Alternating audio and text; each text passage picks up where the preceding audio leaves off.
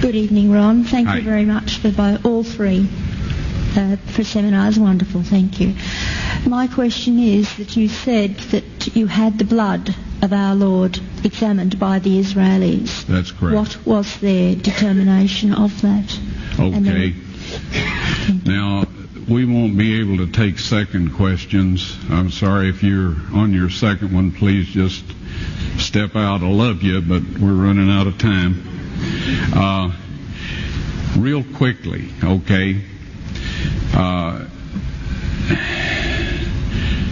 Dried blood is dead blood.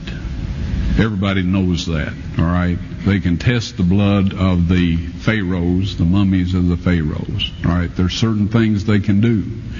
They cannot get a chromosome count by any method I'm familiar with, all right? Things keep changing. I don't profess to know everything. However, there's no way I know that you can get a chromosome count out of dead blood. You can get a DNA and some other things, but not a chromosome count, all right? That's done by living white blood cells. Now then, first of all, in this analysis, I took the blood into a laboratory in Israel. I asked one of the people I work with in antiquities, where is a good laboratory that does reliable work? And they said, such and such, such and such. I took it. I just said, please examine this blood and tell me what you can tell me about it.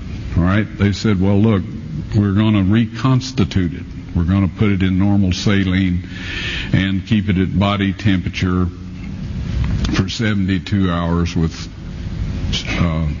gentle swirling. All right?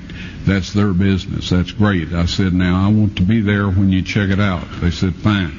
So I was back. They checked it out. I said, now, they said it's human blood. We can tell that. They did whatever tests they need to do.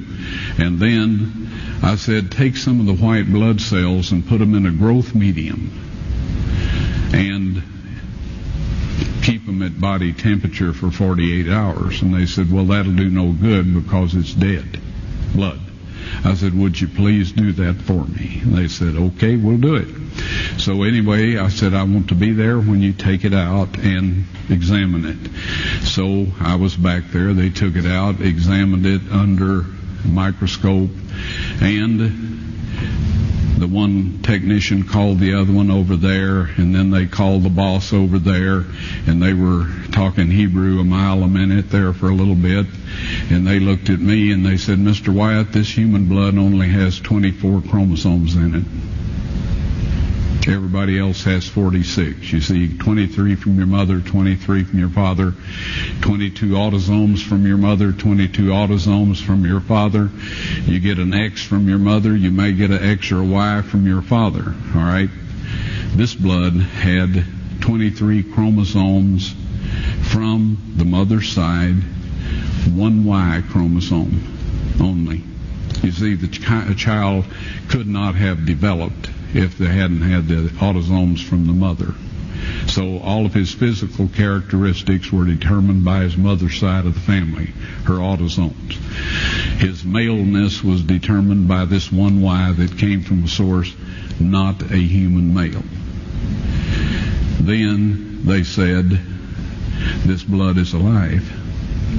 And then they said, whose blood is this?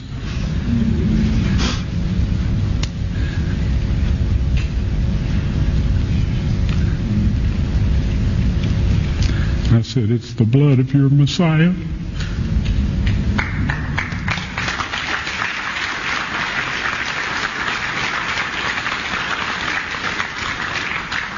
And I assure you, those men's lives have changed.